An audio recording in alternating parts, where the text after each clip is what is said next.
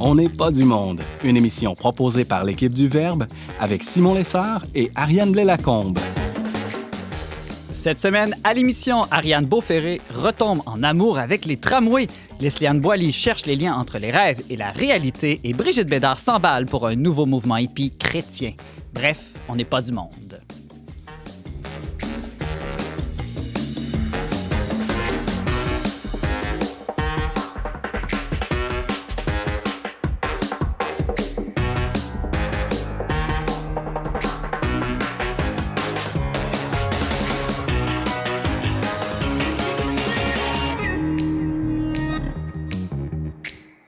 Bonjour à tous, bienvenue à votre magazine Foi et Culture. Ici Simon Lessard en compagnie de ma co-animatrice Ariane Blais-Lacombe. Bonjour Ariane. Allô Simon. Toujours en forme? Oui, de plus en plus en forme de se faire. Ah oui? Pour quelle raison? Je pense que je m'en doute. Pour cause de grossesse. Ah, OK, c'est pas la gourmandise. Non, j'ai bien appris de notre dernière émission avec Laurence. Ben, merci d'être avec nous. Brigitte Bédard, bonjour. Salut. Peace, man. Peace, Brigitte. Alors, Brigitte, t'es emballée, là, je le sens. Oui, c'est ça, je me suis... mais c'est ma collègue Laurence, justement, qui m'a inspirée de me déguiser un peu en hippie quand j'avais 20 ans. Ça me fait du bien. Okay, c'est pour vous parler d'un mouvement actuellement qui a lieu là, d'un revival de Jesus Freak qu'on appelait à l'époque, dans les années 70, au début des années 70, des Jesus People. Alors, il y a eu les Bold People, mais il y a aussi les Jesus People. Ça n'a pas rapport, là, mais c'est ça. Donc, je vous parle de ça. Ah, ça va être nostalgique et actuel en même temps. Oui, c'est ça. Ah, en parlant de nostalgie et actuelle, Ariane Beauferré, moi aussi, t'intéresses au tramway. Ouais. Bonjour. Bonjour, Simon. Alors, toi, tu viens faire un gros débat politique aujourd'hui à l'émission, non, c'est ça? Je ne suis pas mandatée ni par la Ville de Québec, ni par la CAQ, ni par personne. Je m'intéresse au mode de transport et j'aimerais qu'on réfléchisse ensemble à nos façons de nous transporter et parler en particulier d'un mode qui est le tramway. Donc, parler du tramway tel qu'il a existé dans les années 1860, 1920, 1930 à Québec et Montréal, puis aussi au projet actuel de tramway de la Ville de Québec. Ça va être très intéressant en tout début d'émission. Merci d'être avec nous. Et une toute nouvelle à l'émission, Leslie-Anne Boily, bonjour. Bonjour, Simon. Alors, bienvenue à On n'est pas du monde. On est très content de t'accueillir. Et pour ta première chronique, tu as un sujet que je trouve passionnant. Un sujet passionnant, je vais vous parler des rêves autant dans la Bible qu'on va en parler aussi là, dans la psychologie moderne. Et puis, donc, j'ai bien hâte de vous entretenir un peu plus sur le sujet. Ben oui, on a très hâte d'entendre ça. Merci d'être avec nous. Tu vas voir, ça va bien aller. Mais on n'est pas du monde, on te le dit tout de suite. Ariane, qu'est-ce qu'on fête cette semaine? Bien, cette semaine, ce dimanche qui s'en vient, c'est le dimanche des rameaux. C'est vrai? Oui, et moi, c'est vraiment une de mes messes préférées dans l'année. Je l'avoue, c'est parce que j'aime tresser des rameaux, puis ça fait que je suis un peu moins attentive à la messe. Mais j'ai quand même une grande affection là, pour les rameaux. Puis donc, j'ai fait un petit peu des recherches sur le dimanche des rameaux, puis je suis tombée sur quelque chose de très intéressant qui est un très vieux témoignage de la part d'une des plus anciennes pèlerines dont on a un manuscrit qui raconte comment se faisait la liturgie lors du dimanche des rameaux à Jérusalem. Puis donc, comme ça disait que c'était l'une des plus anciennes pèlerines, je me suis intéressée à... Je savais pas, en fait, depuis quand ça existe, les pèlerinages, et j'avais envie de vous quizer là-dessus. Donc, oui, vas-y. Selon vous... Oui, c'est un nouveau verbe, ça? Oui. Donc, selon vous, à partir de quand est-ce qu'on a commencé à faire des pèlerinages? Les chrétiens, j'entends, en Terre Sainte, par exemple. Très tôt, je pense. Ben, les mais Romains, très tôt, sans comment? doute. Je sais pas, le 1er siècle. Ben, j'imagine Premier au Saint-Sépulcre de Jésus à Jérusalem. Ça devait être peut-être au moins quand l'Empire est devenu... l'Empire romain est devenu chrétien. Là. Moi, je dirais autour du 4e siècle, à peu près. Ah, avant ça. Ah oui? Mais non, mais les croisades... mais des grands pèlerinages, les c'est sûr que... ce sont des pèlerinages. Oui, mais les croisades, c'est pas mal plus tard, là, Brigitte. C'est pas grave. Alors, ben, Simon, comme toujours, là, j'ai l'impression que tu lis tout le temps mes petits post-it. Là. C'est effectivement au 4e siècle qu'ont commencé les grands pèlerinages. C'est pas ça que j'avais compris dans ce notamment après l'édit de Milan, la conversion de Constantin et la découverte de la vraie croix, la Sainte Croix par sa mère Sainte-Hélène. Et donc, le témoignage dont je vous parlais, le manuscrit, est celui de Égérie ou Éthérie, qui a fait un pèlerinage en Terre Sainte pendant 3 ans, en 380 environ. Et donc, c'est un manuscrit qu'on a retrouvé dans une bibliothèque en Italie très tard, en 1884.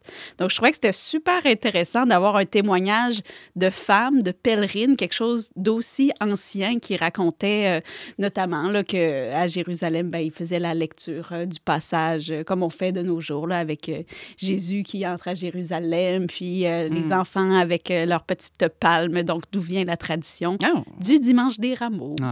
C'est le fun, les messes avec des accessoires. Hein? Comme à la vigile pascale, on a la petite bougie. T'en prendrais plus, des messes comme ça. Je suis d'accord avec ça. OK, parce que ça occupe les enfants. Ah, OK, parce qu'on a ça tous occupe un cœur Simon. d'enfant. Il y a des petits et des grands-enfants. Voilà. Ah, ben, merci, comme toujours, Ariane. C'est super intéressant. Alors, allons-y avec cette émission.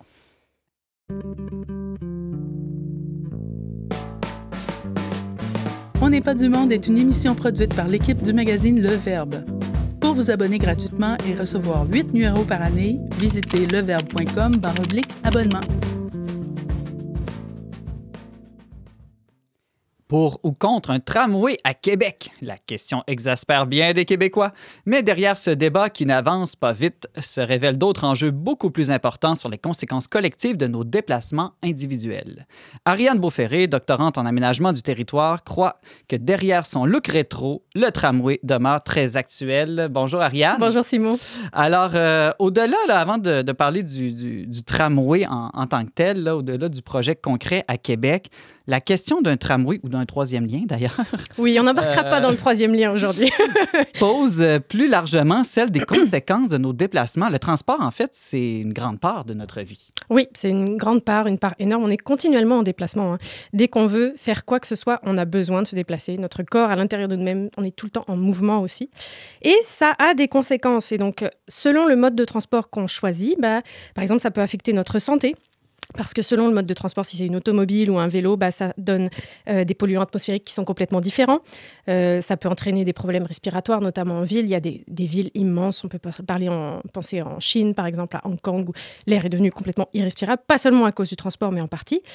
Il y a aussi la question de la qualité sonore. Donc, si je marche ou si je prends un autobus, ça n'a pas le même effet.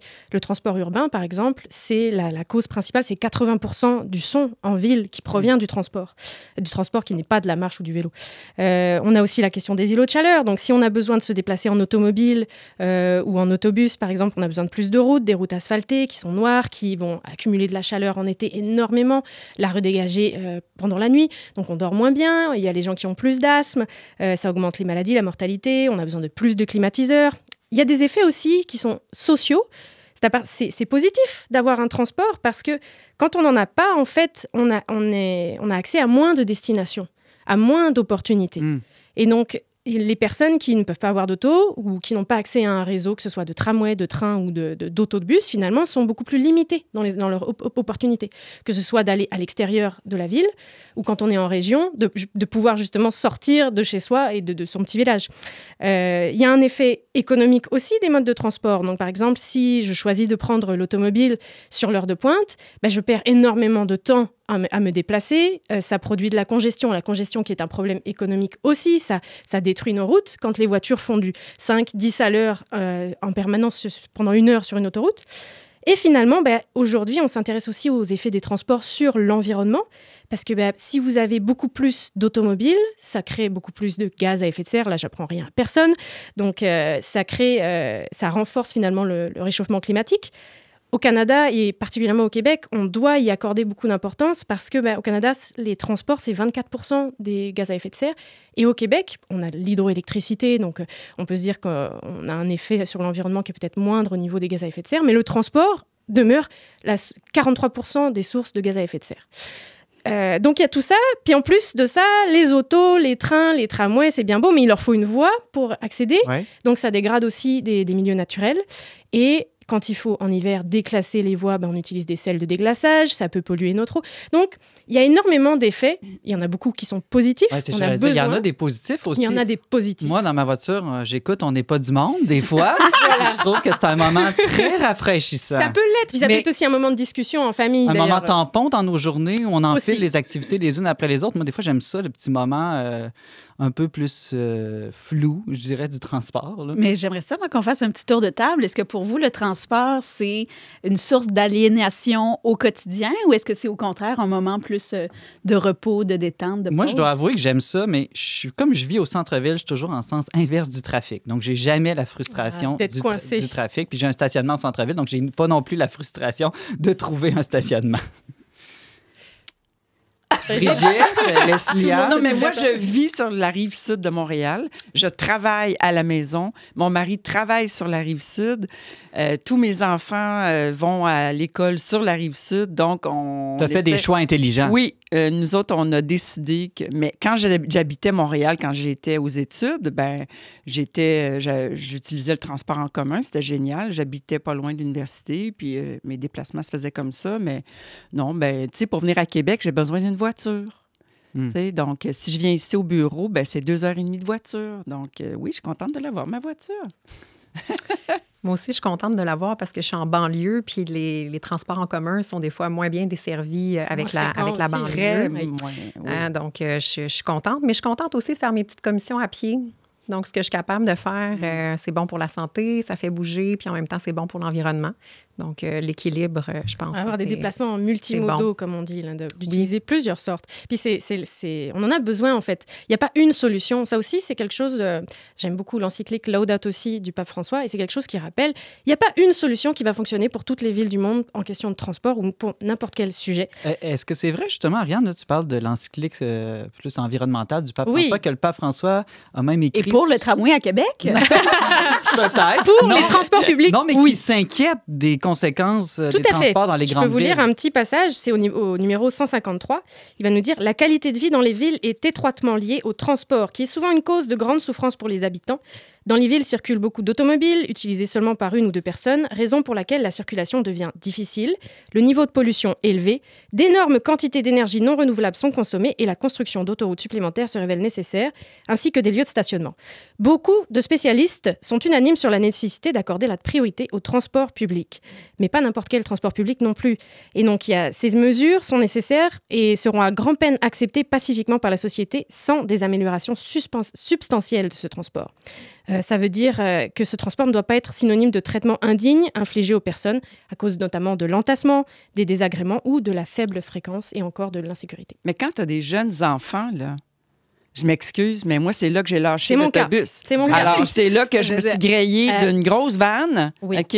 Puis que, c'est ça. Alors, les autobus, c'est pas family-friendly. Essaie d'aller faire l'épicerie pour une famille avec un bébé d'un bras puis juste une main pour tous les sacs d'épicerie. Tout à fait. C'est pour ça qu'il faut avoir plusieurs modes de déplacement qui sont possibles, qui sont disponibles. Parce que oui, quand on a une jeune famille, ça a été mon cas. J'ai été longtemps en autobus avec 1 ou 2 enfants. Par la suite, j'ai arrêté parce qu'on a changé de lieu, la garderie était trop loin. Il y a des contextes et des préférences individuelles et elles sont légitimes. C'est pas un problème. Mais il faut aussi penser à ceux qui n'ont pas d'option, ne peuvent pas s'acheter d'auto, ne peuvent pas prendre de taxi, ou ont besoin d'un transport parce que, par exemple, ils sont en fauteuil roulant. On doit avoir une multimodalité. Les étudiants aussi. Quand on est étudiant, si on vit en banlieue, là, c'est différent. Mais si on vit proche de l'université, on peut peut-être pas avoir un logement qui soit juste à côté de l'université ou de l'école. Question, par exemple, de loyer. Mais peut-être si on a un transport de 20 minutes qui est efficace, qui arrive sur les heures des cours, là, ça devient pertinent de financer ce transport public-là. OK, Ariane, là, je comprends bien que c'est pas de faire la guerre à l'automobile, mais de diversifier les opportunités de transport. L'un des transports publics qui a souvent fait les manchettes, je le disais, ces dernières années, c'est le tramway. Pourquoi est-ce qu'on a abandonné le tramway dans les années 50-60 si c'est si bon, au fond, comme moyen de transport public? Alors, c'est une excellente question. Pourquoi est-ce qu'on l'a abandonné? Moi, j'aimerais qu'on revienne un peu en arrière, parce qu'il y a beaucoup de gens qui ne savent pas qu'il y a eu un tramway à Québec, il y a eu un tramway à Montréal, et il y a beaucoup de villes aussi en Europe, en Amérique du Nord, qui se sont dotées d'un tramway. Alors, le tramway, il est arrivé en 1860, et il était, selon vous, est-ce qu'il était électrique à l'époque? J'ai lu tes notes. T'as lu Je mes peux pas notes? répondre. À vapeur. Je sais À pas. vapeur, non. Je sais pas. Aucune Il idée. était tiré par des chevaux, tout simplement. Ah. Donc, il y avait des rails et il y avait un petit tramway qui était tiré par des chevaux. Il est arrivé à Québec, à Montréal. C'était premièrement pour des intérêts privés. C'est des financiers, des commerçants qui se sont mis ensemble. Ils ont mis 50 000, 100 000 $ sur la table. Ils se sont dit, nous, on se dote d'un tramway. Et ils ont fait des premières lignes et ça a été un grand succès. Pourquoi? Parce que le tramway, il est plus confortable que les carrosses, les calèches, les charrettes de l'époque et beaucoup moins cher. Si vous vouliez demander à un cocher de vous emmener quelque part en 1860, ça coûtait 25 cents par passager. Le tramway, c'était 5 sous. 5 sous pour aller sur la ligne. Donc, c'était très utile. Et en hiver, on n'utilisait plus les rails. D'ailleurs, les rails qui, à Québec, étaient en bois. Ça, c'est vraiment intéressant, alors qu'il y a plein d'autres endroits, c'était en métal. Et donc, en 1860, l'électricité est arrivée. Et donc là, on a commencé à installer des tramways électriques. Pourquoi? Parce que c'est évidemment plus puissant. On a un moteur, on peut avoir un plus grand tramway, avoir plus de gens à l'intérieur. C'est plus confortable, on peut aussi le chauffer. Il y avait des tramways avec même un poêle à l'intérieur. Donc là aussi, succès retentissant. Pour vous donner un ordre d'idée, on est à Montréal en 1880, il y a 21 km de rails, 100 véhicules et 11 milieux de passagers par an. Et en 1892, on a 84 km de rails, 93... c'est ça, en 93, 84 km de rails et 17 millions de passagers. Donc, on est passé de 11 millions à 17 millions de passagers en l'espace d'un an et le réseau qui a été décuplé. À Québec aussi, le tramway, il a été utile pas seulement pour les ouvriers et les résidents, mais pour sortir les citadins de la ville, pour rendre accessible, par exemple, les chutes Montmorency, pour rendre accessible... Sainte-Anne-de-Beaupré, même chose à Montréal. Le tramway servait à sortir de la ville et à partir du moment où on l'a relié au train de banlieue, il a permis aussi aux gens qui vivaient en région de revenir en ville, de pouvoir venir en ville faire des achats ou juste visiter les capitales. Ça s'est accéléré, ça s'est amélioré jusque dans les années 20-30 qui ont été l'âge d'or du tramway. Il y avait 513 km de rails à Montréal, 180 millions de passagers en moyenne par an. Et à Québec, on avait 12 lignes et ce qui était bien, longtemps, il y avait une ligne de Haute-Ville et une ligne de Basse-Ville et elles ont finalement été connectées. Et donc, quelqu'un qui habitait à Sainte-Foy pouvait se rendre jusqu'à Limoilou. Donc ça, c'était un grand changement aussi. Ça permettait finalement une meilleure cohésion dans la ville. Parce que nous, à Québec, on a le Cap Diamant qu'il faut grimper si on veut passer de la Basse à la Haute-Ville. Donc, ça a permis aussi de modifier l'urbanisation de la ville, d'ouvrir aussi des nouveaux quartiers. Quartier Montcalm, quartier Saint-Sacrement, ce sont des quartiers qui se sont développés parce qu'il y avait la présence du tramway. Marianne, est-ce qu'on n'a pas tout ça avec les lignes d'autobus aujourd'hui? Aujourd'hui, oui. Et pourquoi est-ce qu'on a quitté finalement ce tramway? On a quitté le trolleybus à Montréal, on a adopté le métro, on est passé complètement on s'est dit, l'autobus, c'est maintenant le nouveau transport moderne. Dans les années 50, en fait, l'automobile est devenu beaucoup plus abordable, apprécié de la population. Bien évidemment, on prend son auto, on peut aller un peu n'importe où. C'était révolutionnaire et on ne connaissait pas les effets environnementaux encore que ça pouvait avoir sur la qualité de l'air localement, sur le réchauffement climatique. Et donc l'autobus, c'est devenu finalement le nouveau transport moderne, beaucoup plus flexible. Les villes de Montréal et de Québec se sont beaucoup étalées. Et donc, on avait besoin d'avoir des autobus qui soient capables de se rendre beaucoup plus loin. On ne pouvait pas financer ça avec un tramway. Et en plus, dans l'imaginaire collectif, le tramway, ça appartenait déjà au passé. C'était quelque chose d'ancien. Fallait qu'on aille vers la nouveauté, vers le transport moderne. Et aujourd'hui, c'est l'inverse. Là, j'allais dire, aujourd'hui, la mode est au vintage, au La rétro. mode est au vintage, mais un rétro quand même qui a changé beaucoup. Pourquoi est-ce qu'on revient au tramway? Parce qu'aujourd'hui, les opportunités technologiques sont différentes, parce qu'on a aussi des intérêts qui sont différents. On veut pouvoir prendre un peu mieux soin de notre environnement. On a de la congestion routière qu'il n'y avait pas encore dans les années 50. Et le tramway, il a de nombreux avantages là-dessus. Il a été instauré dans les années 2000 en Europe d'abord, et là, il revient au Québec et en Amérique du Nord. Alors, les avantages du tramway, déjà, ça peut réduire la congestion en ville, parce que si des personnes qui sont en centre-ville n'ont pas besoin de prendre leur auto et montent dans un tramway, ça fait moins d'auto sur la route. Il est plus rapide et plus confortable que l'autobus. Il est sur des voies qui sont réservées et prioritaires. Les autobus peuvent avoir des voies réservées qui d'ailleurs elles-mêmes sont parfois congestionnées parce qu'on a une enfilade d'autobus les uns après les autres. Alors que le tramway, c'est pas son cas. Il arrive à l'heure, il s'en va, il fait sa route, il est prioritaire, les intersections, il s'arrête pas. Il est moins bruyant. En ville, aujourd'hui, on a un niveau de bruit, on s'en rend peut-être pas compte, mais qui a beaucoup augmenté dans les dernières années. Comme je le disais, c'est beaucoup à cause du transport routier. Le tramway, il est moins bruyant qu'un autobus. Donc, il passe, puis on l'entend quasiment pas. Le bruit qu'il y a, c'est quand on va construire le tramway. Donc là, c'est problématique. Mais sur le long terme, après, c'est beaucoup mieux. Et finalement, il dégage moins de gaz à effet de serre et il n'y a pas toute cette pollution aussi des pots d'échappement, donc pollution respiratoire. Parce que c'est électrique. Parce que c'est électrique. Là, je ne veux pas partir un débat, mais j'ai comme pas le choix. Vas-y. Mais il reste quand même que le tramway qui nous annonce ici, il va y avoir des fils. Il me semble revenir à des fils, ça enlaidit la ville. Il va être surélevé à cause de l'hiver, donc les autos pourront plus tourner à gauche pour entrer dans les entrées, les commerces, des choses comme ça. Puis c'est fixe surtout. Donc c'est pas aussi flexible qu'une ligne d'autobus. Si un nouveau quartier se développe plus dans 10 ans, trop tard, la ligne, elle a été mise à tel endroit, puis elle ne peut plus bouger. Mais ce qu'on voit dans l'histoire, c'est que oui, ça peut bouger. On peut ajouter des lignes. Donc, le premier, un réseau, quand il est proposé, c'est d'ailleurs le cas ce qui est arrivé avec le métro. Le métro, on a fait 2 lignes en 1966 en prévision de l'Expo universelle. Ensuite, il s'est agrandi parce que la ville change. La ville change, les gens on va dire les catégories de personnes ne sont pas toujours au même endroit. On le voit aussi, il peut y avoir de la gentrification à certains endroits. Aujourd'hui, les plus démunis, par exemple, sont plus dans le quartier Vanier. Donc, la ville change et donc le réseau peut changer, même si oui, le tramway est fixe. Mais ça ne veut pas dire qu'on oublie l'autobus. L'autobus est encore là. La flotte d'autobus est encore là. Et vu que le tramway il va se retrouver sur certains axes, le réseau de transport de la capitale, ces autobus, il va pas les mettre à la poubelle. Il va juste les redistribuer dans les autres quartiers et parfois dans des banlieues aussi. Donc, c'est pas la fin de l'autobus et même pas la fin de l'automobile non plus, si je t'entends bien. Non plus, parce que il y a des personnes qui peuvent pas se passer d'automobile. On va pas supprimer le transport automobile en centre-ville non plus, parce que ce qui fait en sorte que collectivement, on a moins de congestion, qu'on a moins de problèmes respiratoires, c'est parce qu'on a cette multimodalité. Le tramway aussi, ce qu'il fait, c'est qu'on n'installe pas juste le tramway comme ça dans la rue, puis on fait un trou, on le met là. Non, on réaménage toute la rue. Donc, quand on réaménage toute la rue, on réfléchit, OK, est-ce qu'il y a assez de place pour les piétons? Est-ce qu'on a la place pour une piste cyclable qui soit bien sécuritaire? Au niveau du déneigement, comment ça va fonctionner? Au niveau des commerces, est-ce qu'on peut faire de nouveaux aménagements? Donc, c'est une réflexion qui n'est pas juste, OK, on installe le tramway, elle est sur toute l'artère, finalement, où se trouve le tramway, on l'a réfléchi. En terminant, Ariane, la question qui tue. Est-ce qu'au fond, le tramway, c'est pas juste un transport de bobos pour les gens cool qui ont les moyens de vivre au centre-ville? Et qui n'ont pas de contraintes, en fait, qui n'ont pas d'enfants, qui n'ont pas à aller loin, qui n'ont pas à traverser les rives. Alors, en partie, et c'est très bien. Parce que ces personnes-là, qui sont plus riches, qui peuvent choisir entre l'auto, l'autobus, à pied, à vélo, le tramway, la majorité, selon les sondages, elles aiment cette idée. Elles veulent prendre le tramway là où elles ne veulent pas prendre l'autobus. Donc c'est pertinent, ça fait encore moins de personnes en auto.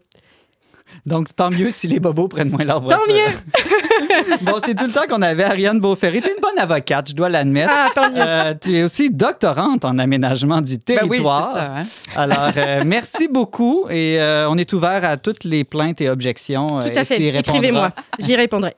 Voilà, merci Ariane. Merci Simon.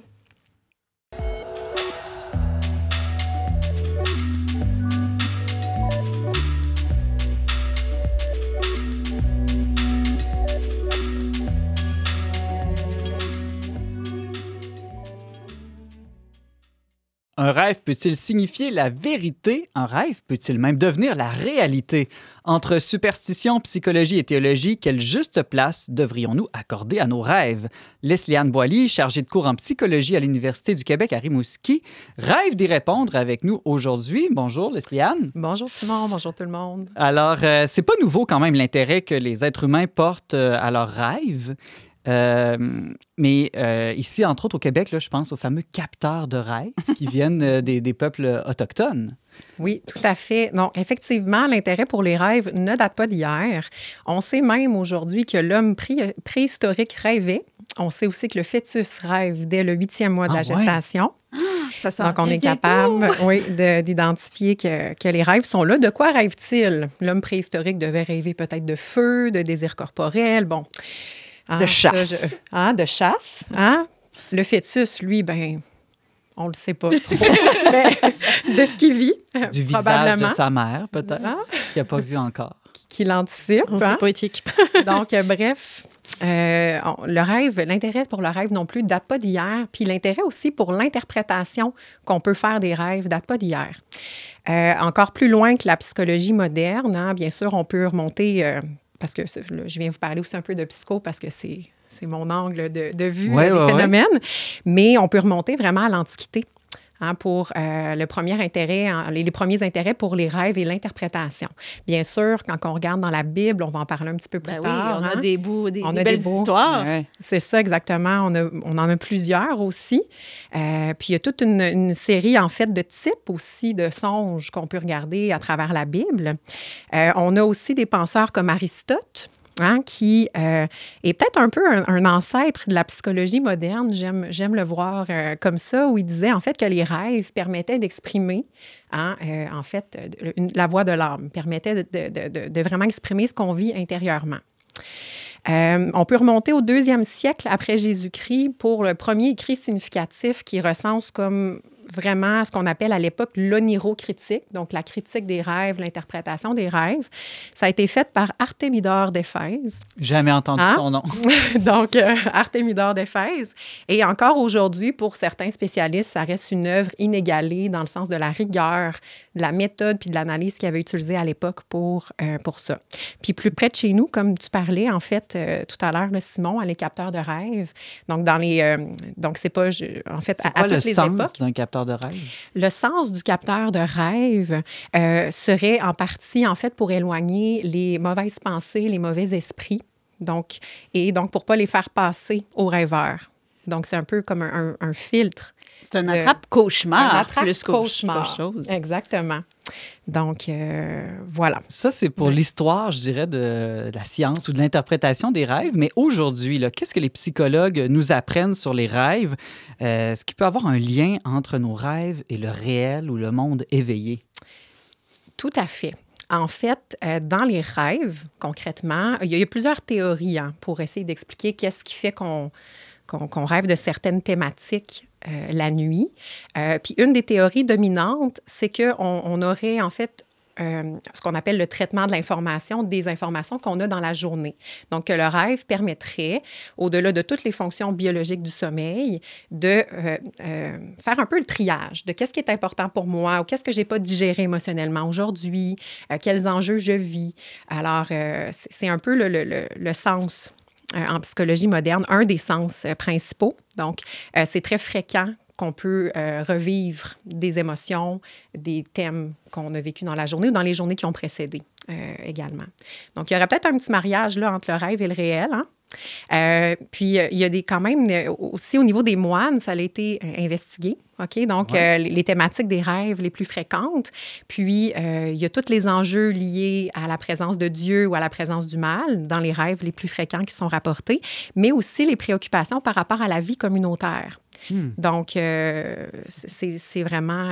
Comme les problèmes de couple, de famille, les relations de travail. C'est ça, ça pourrait arriver. Puis, dans le fond, dans les communautés, ça va être beaucoup les temps, les conflits relationnels qui vont se matérialiser. Là, je comprends pourquoi je rêve souvent à Brigitte maintenant. Comme collègue de travail, évidemment. Non, mais moi, je me rappelle jamais de mes rêves. Fait que OK. Mais tu es inexistant. C'est une bonne question. Est-ce que vous vous souvenez, êtes-vous du genre à vous souvenir de vos rêves, à leur accorder de l'importance? Moi, très rarement. Très, très rarement. Qu'est-ce que ça veut dire de moi, là? Qu'est-ce que ça veut dire de ma réalité? Je ne sais pas, Leslie-Anne. Je te pose une question. Il y a plein de pistes d'explication. En fait, c'est pas tout le monde qui se rappelle de ses rêves. Mais en moyenne, on rêverait toutes 4 à 5 fois par nuit. Donc, on ferait tous à peu près 4 à 5 fois des rêves. Puis, on s'en souviendrait plus là, du rêve, le dernier rêve du matin, parce qu'il est plus long. Souvent, il est plus près aussi. Souvent, il est plus près de l'heure du réveil. Donc, ça peut être un des facteurs, des fois. Pour se rappeler de ses rêves, on suggère des fois aux gens de juste mettre leur réveil une quinzaine de minutes avant l'heure qu'ils se réveillent d'ordinaire, puis peut-être que ça peut venir. Et donc, il y a plein de facteurs aussi. C'est sûr que si je me réveille pendant la nuit, je me souviens d'un rêve ou de bribes de rêve, mais que je ne l'écris pas tout de suite ou que je ne me donne pas une technique pour m'en rappeler, c'est sûr que si je me rendors après, il y a peu de chances que je m'en rappelle au réveil là, le matin. Donc, c'est tout aussi des techniques de mémoire. Puis, parce qu'il me semble aussi, là, on a parlé de rêves fort plausibles, là, ce qu'on vit dans la journée, notre travail, notre couple, tout ça, mais il me semble qu'il y a beaucoup de monde, là, des fois, on fait des rêves, là, genre quand on lance des boules de feu à des chats, ou tu sais, qu'est-ce qu'on doit penser quand on a des rêves absolument absurdes? c'est lié? Comment est-ce que notre cerveau arrive à faire ça? Puis est-ce qu'on doit écarter, balayer du revers de la main? Parce qu'en même temps, je veux dire, quand on regarde dans la Bible, moi, j'aime beaucoup l'histoire de Joseph qui interprète les rêves du pharaon. C'est quand même un peu pété aussi, là, ce à quoi il rêve. Là. Fait comment est-ce qu'on est censé réagir par rapport à ça, là, par rapport à nos propres rêves? Bien, c'est une excellente question. En fait, je pense qu'on pourrait peut-être la réfléchir ensemble. Une des pistes de réponse que j'ai, dans le fond, dans la Bible, on dit justement qu'il y a des rêves, parce qu'il y a beaucoup de mises en garde dans la Bible de ne pas toujours tenir compte des rêves. Okay. Donc, surtout dans l'Ancien Testament, je pense entre autres au Deutéronome, où c'est ça, on signale un avertissement que ça vient peut-être pas toujours d'une source fiable ou d'une source nécessaire. Donc, c'est peut-être pas toujours nécessaire d'interpréter les rêves, mais des fois, si on fait un rêve répétitif, des thématiques répétitives, peut-être que là, on va vouloir s'intéresser davantage. Fait que des fois, il n'y a peut-être pas de réponse. Puis qu'est-ce qu'il y en a de la science, excuse-moi, je te coupe, oui, là, la science de oui. l'interprétation des rêves? Je sais que je pense Freud et d'autres ont travaillé là-dessus, mais est-ce que c'est l'idée que si je rêve à un chat, hein, pour entrer dans les rêves d'Ariane... Ta mère, probablement. Est-ce que chaque symbole aurait nécessairement une seule signification ou ça dépend un peu de chacun? Si j'aime les chats ou je déteste les chats, j'imagine que ça ne doit pas avoir le même sens. Les pionniers là, de l'interprétation, ils ont vraiment travaillé fort pour recenser les symboliques possibles. Fait que non, il n'y a pas une symbolique possible. Ça dépend de la personne qui rêve. Ça dépend aussi de la couleur d'interprétation qu'on va prendre. Si je prends Freud, par exemple, Freud, un chapeau de paille, c'est la sexualité. C'est ça, j'allais dire. C'est le sexe tout le temps. Avec lui, Perdre ses dents aussi, attention, Ah oui, on est dans le sexe. Ah oui? OK. Ah, je me rappelle d'avoir déjà Donc, rêvé ça. Puis pour Freud, Perdre ses cheveux, c'est quoi? Le ça, sexe je ne le sais encore? pas. Je ne sais pas, mais c'est possible. Ça dépasse, c'est un chapeau de paille pendant que tu perds tes cheveux. Donc, c'est ça. Alors, pour Freud, en fait, dans les rêves, il y a toujours un sens caché. Il faut vraiment lire à un deuxième niveau, la symbolique des symboles qui sont présents. Pour Jung, par exemple, le rêve est une voie d'accès à son soi profond. En psychologie, on va parler du soi profond, mais Jung parlait allègrement de l'âme aussi. Donc, c'est ce à quoi il fait référence également dans ses propos. Et pour Jung, souvent, les symboles qui sont présents ont vraiment un lien à faire avec le quotidien de la vie de la personne. Je peux donner l'exemple de la maison. Je ne sais pas si vous avez déjà rêvé d'être dans une maison. Vous êtes dans une pièce qui est nouvelle, inexplorée ou une pièce sombre. Bien, ça peut parler, en fait, de votre vie psychique, de votre intérieur. Donc, des pièces nouvelles, ça peut être des parties de soi qu'on n'a pas encore explorées.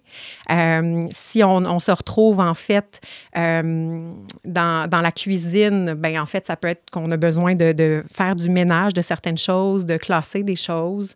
Donc, tout dépendamment de l'endroit où on est dans la maison, ça peut aussi avoir une symbolique. Et il faut que ça fasse du sens avec la vie de la personne. Mais donc, si ça nous fait accéder à une partie de nous-mêmes ou quelque chose comme ça, est-ce qu'on est responsable de nos rêves? Alors là, ça, c'est une question de fond. De fond et d'inconscient, je dirais. En psychologie, tu sais, l'assise de l'interprétation des rêves, c'est le fait qu'on n'est pas conscient dans nos rêves puis que c'est une voie d'expression de notre inconscient qu'on vit à travers les rêves. Pour Freud, c'est toujours des désirs inconscients qui vont se manifester dans nos rêves comme un chapeau de paille, par exemple, des choses qui ont été refoulées.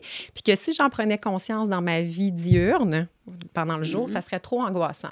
Donc, je le refoule ou j'utilise plein de mécanismes de défense pour ne pas y faire face dans la journée, mais ça va revenir dans mes rêves. Mais donc, ça serait de notre faute qu'on rêve. Inconsciemment, peut-être. Mais des fois, ce qu'on appelle notre faute. Mais c'est une libération, en fait. Je vois pas, c'est quoi la faute là-dedans? Là?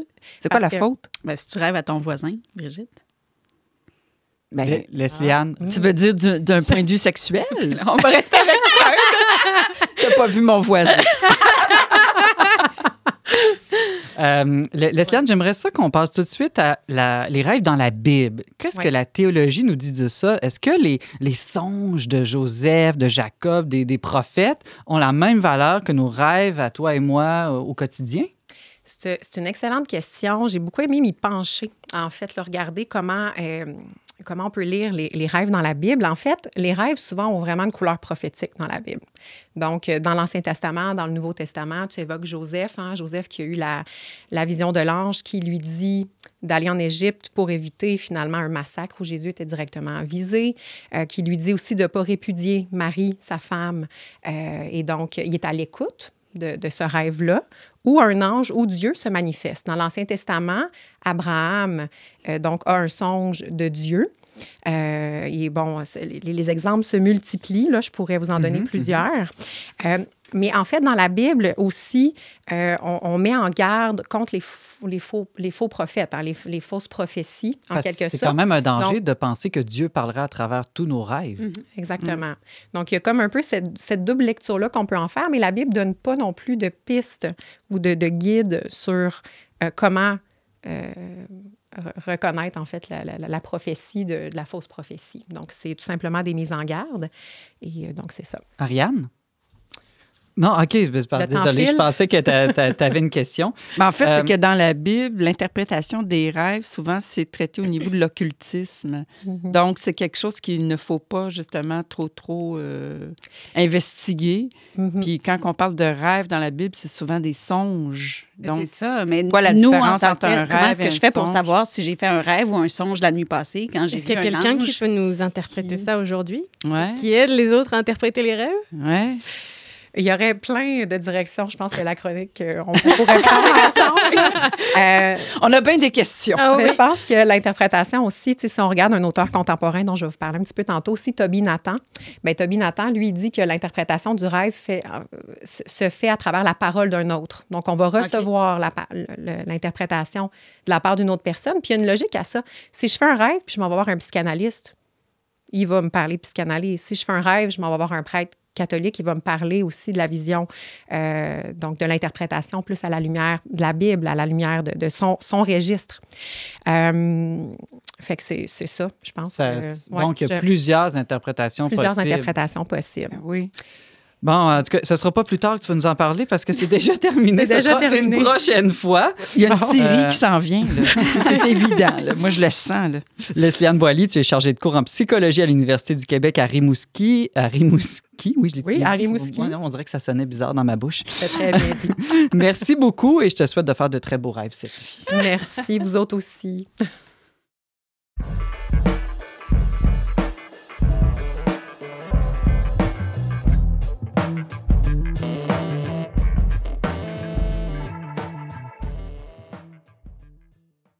Jésus est-il le premier, le plus grand de tous les hippies? Peace and love, amour et paix, après tout, sont au cœur de ses enseignements. Notre chroniqueuse Brigitte Bédard, toujours hippie dans l'âme, Amen. se demande si ce mouvement des années 70 n'est pas en train de renaître chez des chrétiens aux États-Unis. Est-ce que c'est le cas, Brigitte? Oui! Alors, c'est quoi là, ce nouveau phénomène? J'ai fini ma chronique. Non, mais explique-nous où, quand, comment est-ce que le mouvement hippie, voire hippie/chrétien serait en train de renaître? Regarde, c'est pas que c'est le mouvement hippie qui est en train de renaître, même malgré mon accoutrement. J'ai le goût de revenir à quand j'avais 20 ans, là, je m'habillais comme ça. Là. Mon inspiration première, c'était Janis Joplin. Je connaissais pas Jésus dans ce temps-là. Mais je me rends compte aujourd'hui, avec la relecture de ma vie, que toutes mes tripes d'acide, de LSD, de coke, toutes mes tripes de mushroom, qu'est-ce que je cherchais? Je cherchais Dieu. Et c'est ça, c'est à la relecture de ma vie que c'est un film qui a déclenché cette réflexion dans ma vie. Je suis allée voir le film Jesus Revolution, qui est encore au cinéma. Courez pour le voir, même s'il est mal coté par Mediafilm, on s'en fout. Ils l'ont coté 5, mais je suis vraiment pas d'accord avec leur cote. J'ai vraiment le goût des appeler puis de chialer, critiquer. Parce que c'est un excellent film. C'est Jonathan Roumie, celui qui joue Jésus dans The Chosen. C'est lui qui fait Lonnie Frisbee. Et il y a... donc, c'est l'histoire... comment que je vous résumerais ça, là, brièvement? Donc, on est dans l'Ouest américain, à San Francisco, dans les années 70. Il y a Greg Laurie qui suit les traces d'un groupe de jeunes hippies. C'est un gars qui étudie à l'école militaire, qui se dirige vers la Californie et espère trouver la paix, le peace and love, gna gna gna, et tout ça.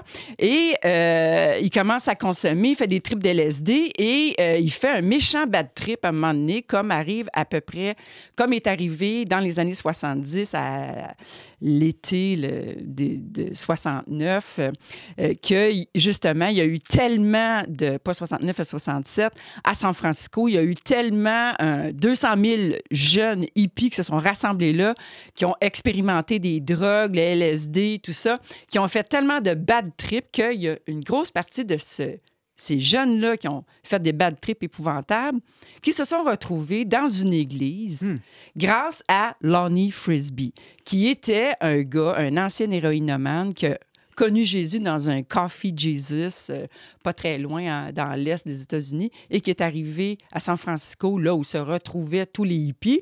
Et lui, il s'en va voir un pasteur de cette époque-là, et il rencontre, puis lui, le pasteur, il capote parce que son église est vide, puis c'est plate. C'est un baptiste, là. Tu sais, c'est une gang de baptistes, on est dans le monde protestant, mais ça ressemble à quelques messes ici, catholiques, que tu rentres, puis t'entends les criquettes. C'est plate à mort. Tu te dis, mais qu'est-ce que c'est ça? Jésus, il est mort, tu sais. Jésus, il est mort. Non, Jésus n'est pas mort. Ben c'est ça, mais tu as l'impression des fois que quand tu rentres dans une église que Jésus il est mort, tu sais. Fait que lui, il rentre chez ce pasteur-là, puis il lui fait prendre conscience. Il a cette phrase qui m'a rentré dedans quand j'assistais au cinéma. Il dit au pasteur, la recherche dans la drogue de tous ces hippies que tu vois, là, parce que le pasteur, il est scandalisé de tout ça, évidemment. Il dit, ils cherchent quelque chose. Ils ont une recherche, ils ont une quête existentielle. Puis là, le pasteur, il le regarde et il dit, mais quoi? C'est quoi? Tu sais? Ben, il dit, c'est Dieu. Comment tu peux ne pas voir que ce qu'ils cherchent dans leur cœur, c'est Dieu? Mais ils cherchent tout croche. Même chose aussi avec l'aspect sexuel, je dirais, du mouvement hippie. Ils cherchent la communion, ils cherchent l'amour. La libération sexuelle. Donc, on cherche l'extase, on le cherche. Donc, c'est très inspiré par les spiritualités orientales à l'époque. Faut se remettre à l'époque de 1967, là, quand Beau Dommage chante en 67, tout était beau. C'était l'année de l'amour, c'était l'année de l'expo. Mais c'est ça. Ben, à San Francisco, c'était l'année de Summer of Love. C'est vraiment comme ça que maintenant on l'appelle. Et à cause de, justement, tous ces jeunes-là qui vont faire toutes sortes d'expérimentations, il va y avoir des bad trips. Puis il va y avoir, on va déchanter, tu sais. Il va y avoir beaucoup d'overdoses, il va y avoir des agressions sexuelles, il va y avoir des grandes désillusions. Et c'est l'histoire, donc, de ce gars-là qui s'appelle Greg Laurie, qui se retrouve à l'église et qui décide... Eux autres, ils baptisaient dans le Pacifique. Rien de moins. Ils s'en vont sur la beach. Ils sont tous nu-pieds, là, des vrais hippies, là. Les gros cheveux longs, les barbes, les foulards, puis c'est comme ça. Et leur salut, c'est comme ça, Jesus one way. Il y a une façon d'être heureux, il y a une façon d'expérimenter l'extase, il y a une façon de trouver le sens à sa vie, et c'est Jesus one way. T'sais. Fait que ce gars-là, il s'avance dans le Pacifique, puis là, le hippie preacher Lonnie Frisbee, qui est mort du sida il y a quelques années, là, il dit « T'as-tu choisi Jésus dans ton cœur? » Fait que là, Greg, il dit non, je ne suis pas certain. Il dit, veux-tu décider maintenant? Il dit, il y a un temps pour décider. Veux-tu décider maintenant? Il dit, OK, oui, j'ai choisi Jésus. Tu sais, c'est parce qu'il y a une belle blonde qui court après. Puis, tu sais, mais Dieu ici, comment venir nous chercher? Fait qu'il baptise dans le Pacifique et c'est en dessous de l'eau qu'il rencontre Jésus. Wow. Et il va devenir, ce gars-là, Greg Laurie, il est actuellement un des plus grands pasteurs américains évangéliques. Là, tu sais, là. Donc, c'est basé sur une histoire vraie, cette histoire-là. Mais tu vois, c'est comme, dans le fond, ce qu'on réalise en regardant ce film, c'est que à cette époque-là, les jeunes cherchaient un sens à leur vie. Ils contestaient l'ordre établi. Il y avait une contre-culture très forte. C'est là que, tu sais, en 67, là, All You Need Is Love sort. Je veux dire, tout sort. Tu sais, là, C'était une société aussi qui était déjà très avancée dans le matérialisme, dans le consumérisme. Oui, oui, oui. Puis eux, ils cherchaient autre chose que juste le confort. C'est ça. Donc, ils cherchent, ils sont outrés du matérialisme américain. Ils sont outrés de la guerre au Vietnam. Donc, ils veulent contester tout et ils jettent tout par-dessus bord. Tu sais, c'est ce qui est arrivé avec ce qu'on appelle les 68 heures. Là. Tu sais, c'est toute cette... Mais de ça est né un renouveau. Faut pas oublier que le renouveau charismatique que l'Église catholique a connu, il vient des pentecôtistes aussi. Hein. Donc, c'est tout du monde là, qui ont la foi en Jésus, qui sont nés de cette contestation-là, parce que Dieu tourne au bien toutes choses, même ce qui paraît mal, ce qui paraît démoniaque, parce qu'on ne peut pas dissocier le psychédélisme, l'occultisme de cette époque-là, la naissance aussi du satanisme, de l'Église satanique avec une pignon sur rue en 1966, tu sais, 966 en tout cas, tu sais. Fait que c'est comme, ça vient tout ensemble et de là naît ce qu'on appelle les Jesus People, qui est le renouveau, puis ça fait tellement effet que ça fait la une du Time Magazine en 1971 qui s'appelle The Jesus Revolution. C'est un journaliste du Time Magazine qui fait la une du Time avec ce titre-là, et c'est lui qui baptise ce mouvement hippie. Puis les jeunes qui se sont convertis à Jésus partent en mission un peu partout à travers l'Amérique. Ils sont venus à Toronto, ils sont venus à Montréal pour dire « Jesus loves you » avec des grosses pancartes de One Way, le signe, le salut. Donc, toutes les phrases qu'aujourd'hui, on entend « Jesus Freak », ça vient de là, ça vient tout de cette époque-là.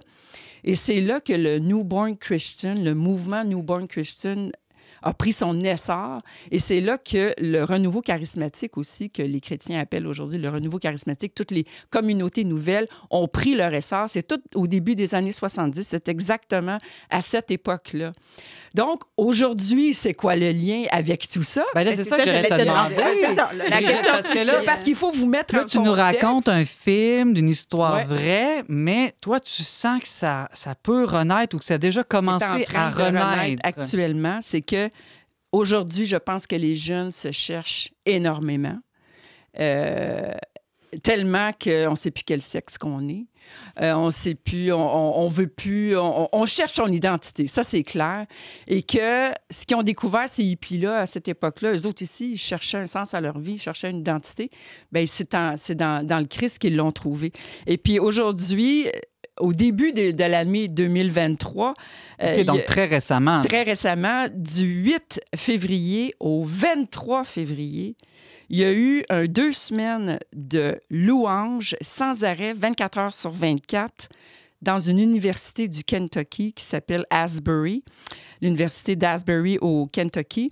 Et il y a eu 50 000 jeunes sur place et des millions d'autres via les réseaux sociaux qui ont assisté à ce revival, maintenant qu'on appelle. C'est comme la pastorale universitaire qui avait organisé ça?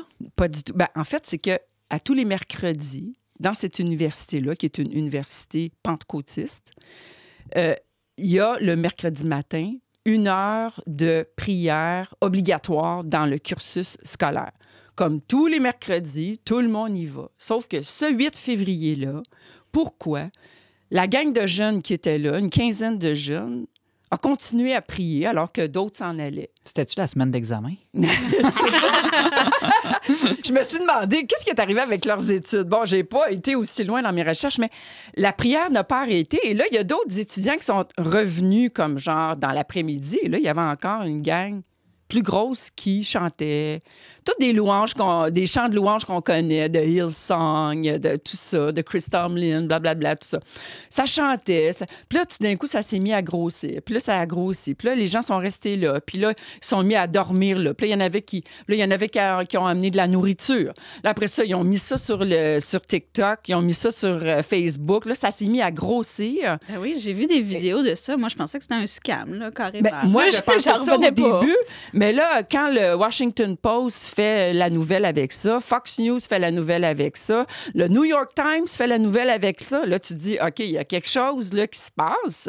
Et ça a duré 2 semaines de temps. Il a même fallu sans que l'université, à un moment donné, dise, ben là, il Oui. faudrait peut-être vous retourner à vos cours. Oui, alors là, les autorités de l'université ne voulaient pas arrêter l'Esprit Saint, parce que pour tout le monde, c'était évident qu'il y avait là une effusion de l'Esprit Saint qui était en train de...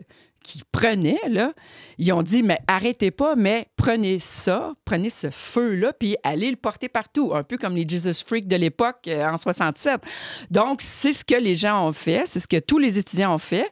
Ils sont partis dans leurs universités et ont commencé des groupes de prière comme ça. Et là, c'est en train de se répandre partout. Mais moi, là où je vois le momentum, si tu veux, toutes les conditions gagnantes, c'est qu'au début de l'année, il y avait eu une folie furieuse sur TikTok sur comment ne pas te louer, qui a été vue à des milliards. Tu sais, la toune, là, comment ne pas te louer? Une toune on connaît bien. C'est ça, tous les milieux catho connaissent ça. Ben, ça a fait le hit des milliards de vues sur TikTok, mais des milliards de monde qui croient même, qui n'ont même pas la foi. Donc, l'année 2023 a commencé avec ça. Après ça, il y a eu le revival, la Asbury Revival. Après ça, un petit peu plus tard, le 23 février, ça arrête le revival à l'université. Cette même journée-là, c'est cette journée-là que Jesus Revolution sort au cinéma. Ah ben, gardons, tu sais, tout d'un coup, il y a quelque chose qui se passe là. Puis après ça, ben là, il y a plusieurs... il y a eu la série de Chosen qui a commencé à faire des petits. Puis là, il y a des groupes de prière partout. Puis après, là, il y a les JMJ qui arrivent cette année. Puis l'année passée, il y a eu le Festival Jésus, le premier Festival Jésus à Paris-le-Monial en France. J'y étais, Brigitte. J'y étais, hein, c'est ça. Alors, on voit... Je fais partie de la nouvelle révolution chrétienne. On voit qu'il y a quelque chose qui se fait, malgré tout ce qu'on peut dire, ce qu'on peut critiquer de la société. Il y a quelque chose qui est en train de se vivre. Et c'est pour ça que je dis, peut-être que c'est un renouveau, peut-être qu'il y a quelque chose qui est par la louange aussi, hein? Oui, par la louange et ce qui est fait étonnant par l'œcuménisme. Ça veut dire que dans ce mouvement-là, on interdit à tout le monde de dire de quelle église tu viens. On ne veut pas le savoir. Ce qui nous unit, c'est Jésus qui est mort et ressuscité pour nous. Puis je pense que tous les chrétiens s'entendent là-dessus. Puis est-ce que c'est vrai que même le cardinal catholique de New York a été Timothy Dolan. Positif de ce mouvement-là? Il dit, ce qui me réjouit, c'est que tout cela n'était pas planifié, mais spontané. Ce n'était pas quelque chose de chorégraphié ou d'anticipé. Donc, c'est pas les autorités, c'est pas les évêques, les églises, les prêtres, les curés qui font ça. C'est le monde ordinaire. Puis surtout une génération Y, qu'on dit la moins religieuse de toutes les générations aux États-Unis. Donc, c'est la base qui est la vraie Église, finalement. Amen, Brigitte. Alors, merci. Tu es journaliste pour le magazine Le Verbe. Merci beaucoup. Et n'oublie pas que l'ivresse de l'Esprit Saint est plus puissante que celle de toute autre substance. Restez avec nous au terme de l'émission dans un instant avec notre tour de table culturelle. Vous aimeriez réécouter ou partager une chronique dont n'est pas du monde? Abonnez-vous dès maintenant aux pages YouTube et Facebook du Verbe Média pour retrouver toutes nos émissions et ne pas manquer C'est l'avenir.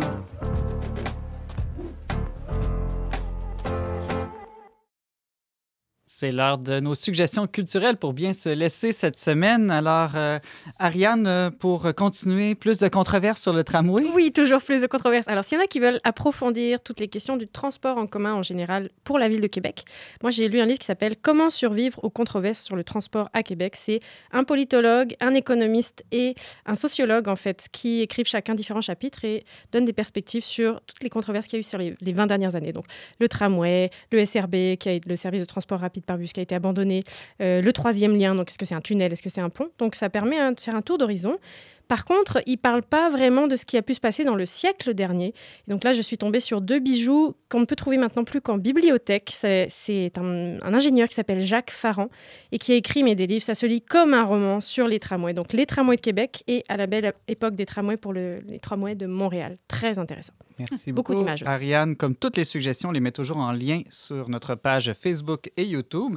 Leslie-Anne Boily, si on souhaite approfondir la science ou en tout cas l'interprétation des rêves, quelque chose comme ça, qu'est-ce que tu nous suggères? Oui, je voulais rester dans la cohérence justement des rêves et de la réalité. Donc, je vous propose la nouvelle interprétation des rêves de Toby Nathan.